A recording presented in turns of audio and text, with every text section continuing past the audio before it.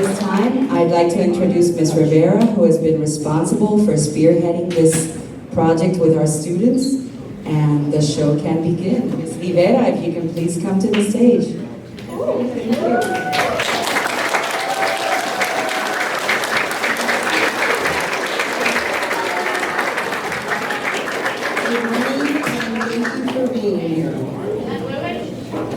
Okay guys, ready? Yes. What you're about to see is more than a play. It is a result of months of hard work, dedication, and thoughtful effort from these students. They didn't simply memorize lines. They researched and listened to countless interviews of Holocaust survivors. They questioned and tried to understand lives and histories far beyond their own. They engaged with the words of Holocaust survivors, voices that carry unimaginable weight, voices that ask us not to forget. Through that process, these students have worked to transform history into something tangible, frozen moments in time, brought back to life with care and respect. So as you watch your children on this stage, know that what you are seeing reflects not only their talent, but their dedication to remembering, learning, and sharing something that truly matters. These students, these actors, would like to dedicate this play to the Holocaust survivors and to the 6 million souls that did not survive. The play consists of 5 scenes, so I ask that you please hold all applause until the very end. Thank you, and I hope the performance moves you as much as the journey has shaped them. Without further ado, I present Memoirs of Holocaust Survivors.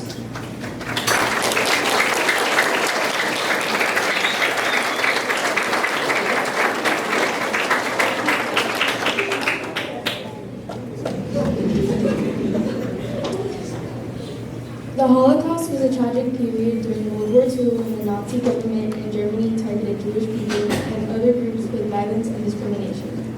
One major event was Kristallnacht, or the Night of Broken Glass, when Nazi supporters smashed windows of Jewish homes, businesses, and synagogues.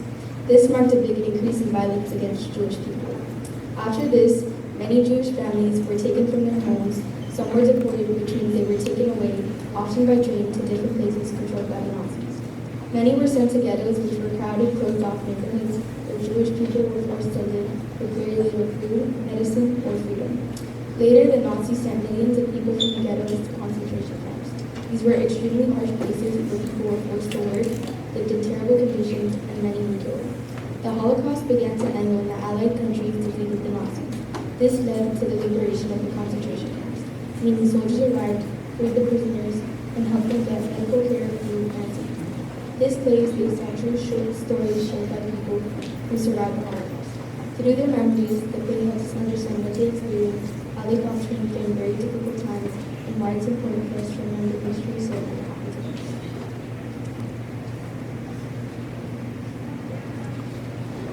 Kristallnacht.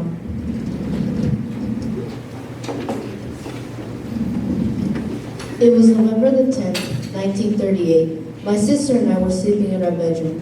All of a sudden, some bricks and rocks were being thrown through our bedroom window. My sister, who has always been braver, looked outside and saw that it was the people of our town that were throwing the bricks and rocks. She also saw a civilian policeman standing at the edge of the crowd, arms folded, not doing anything about what was happening. He just watched as the people of our town had uprooted a telephone pole and gouged the door down. They pushed at the door till it fell on the floor and glass shattered all over.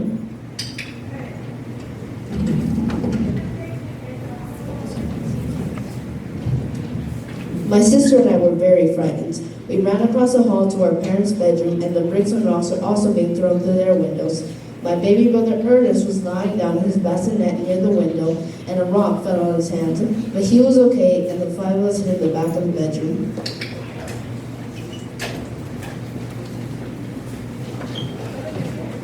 So my father thought it would be best for us to go and hide up in the attic.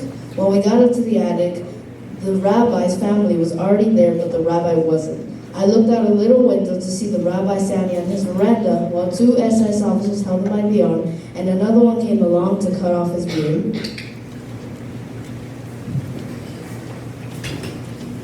In the morning, we crawled out all over the rubble to smash windows, bars over front doors, and broken furniture. Nobody came to help us. We were scared and all alone.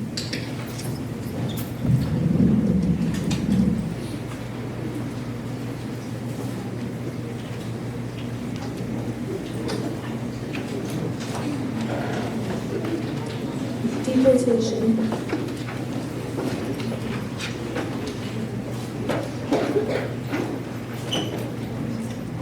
My father was arrested by a group of Honduran policemen in plain clothes and was taken away. We watched him go from the window. With his health condition, none of us expected to see him alive again. He was taken to a nearby village, and from there we lost track of him for the duration of the war.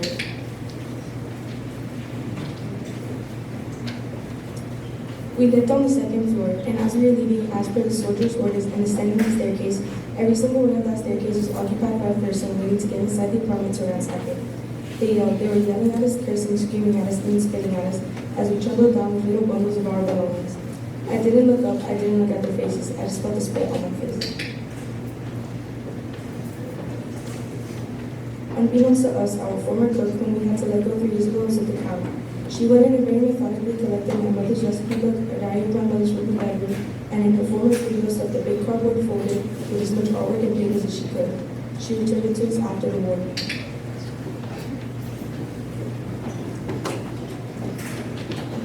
I never got to thank the woman for being so brave. She risked getting caught, she didn't think about her own safety, and she did this for us so that we could have something from our former life. I never saw her again after the war. I think of her often.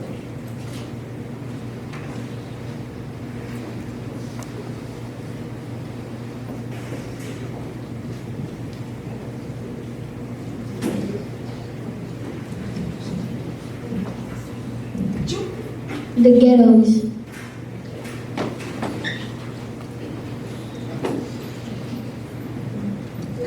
In October 1940, my family and I were forced into the Warsaw ghettos. We had to leave our property and could only take a small number of items with us. The area of the ghettos is about 1.5 miles around. 170,000 Jews were rounded up and placed into the ghettos. This meant about 10 people per room. The houses were so run down, and many of them were not connected to sewage, gas, or water.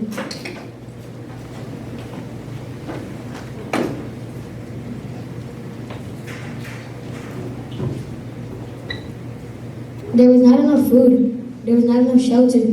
So many people died of starvation, died of illness. Food was so scarce. Only 1 loaf of bread that did not last but 3 days. We were allowed about 1/10 of the minimum calorie daily requirements. Many people starved. Many people did not make it out of the ghetto.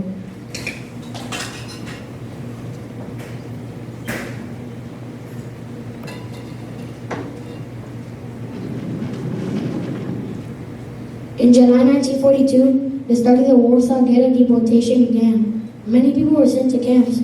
We never saw those people again. My family and I hid in the apartment building. My family and others from the building designated one room and put a wardrobe in front of the door not to give it away. We all hid in the secret room. My family and I escaped this deportation for now.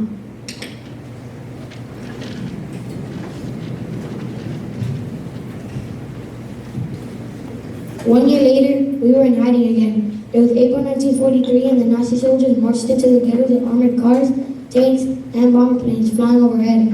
Fighting was erupting outside in the streets above us between the Nazis and the resistance fighters. The Nazi soldiers found us. We had nowhere to run.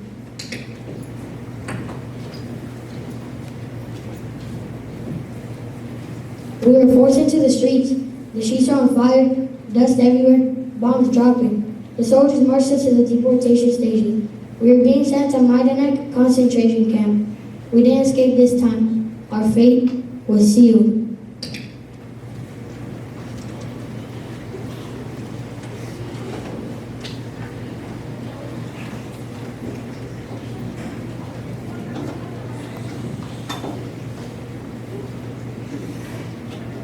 Concentration camps.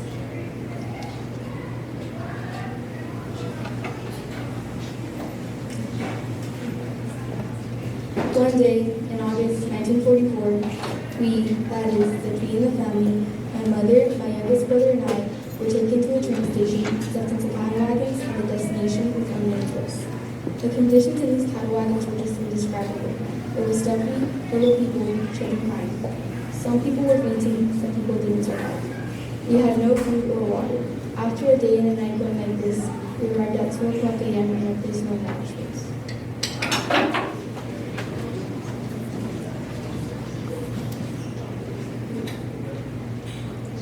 Right there, women were separated from men, children were laid down in mothers' arms and given to older women. About 100 feet ahead of us, there was a very, very big gate, the entrance to Auschwitz. It was the middle of the night with big flashlights. The soldiers sent my mother to the left, sent me to the right, and now I'm the only one left.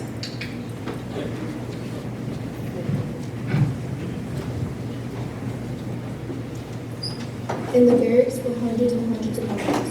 3 rows, 3 tiers. We had no blankets. Just on the wall board was plenty of splinter 14 rows in one bunk. In the morning, we found those I didn't survive the night.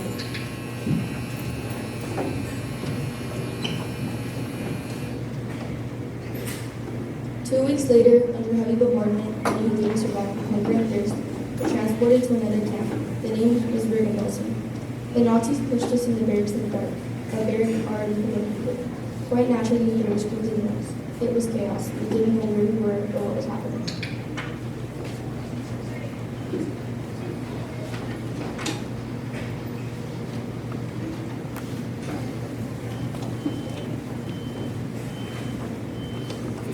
Liberation.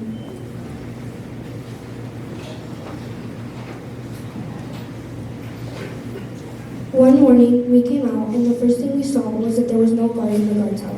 We were sneaking in between the barracks towards the gate, and lo and behold, nobody was there. Eventually, we got enough courage to go to the gate, and we noticed that there was a big heavy chain with a padlock on it. This was a very foggy morning, and we were just dumbfounded.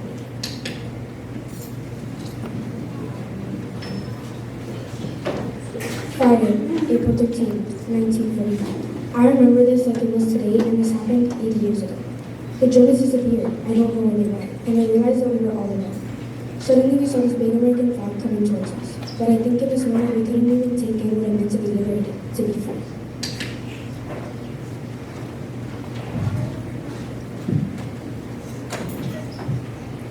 The American soldiers gave us some food and took us into small groups to German houses. Then I was put with my 2 sisters and a few other girls. There weren't that many beds, so they put everything on the floor, but it was still better than before. And for the first time in a long time, we slept in a house.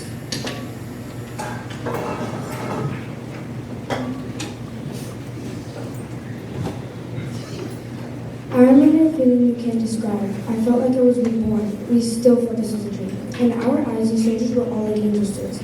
I will always have a warm spot in my heart for these soldiers.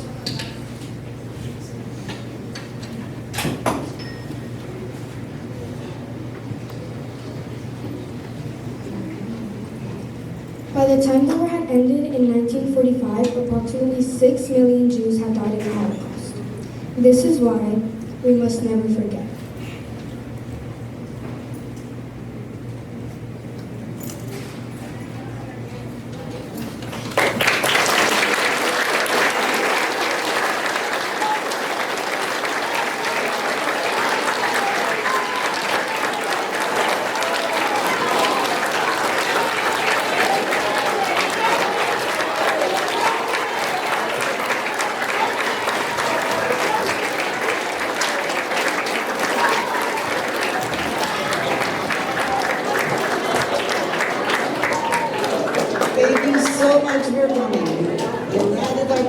Brian, open it up one more time. Let's give him one more big round of applause, please. Brian.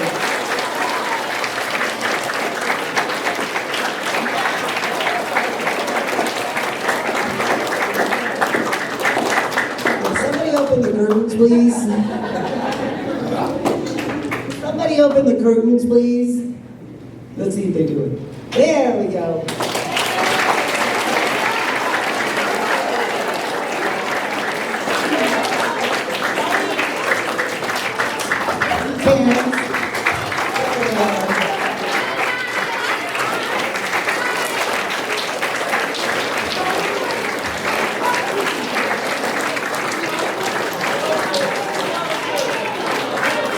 Parents, we have a second show, but if you would like, you can go in the hall, and then they're going to go out there and say goodbye. Thank you so much for coming. the new one.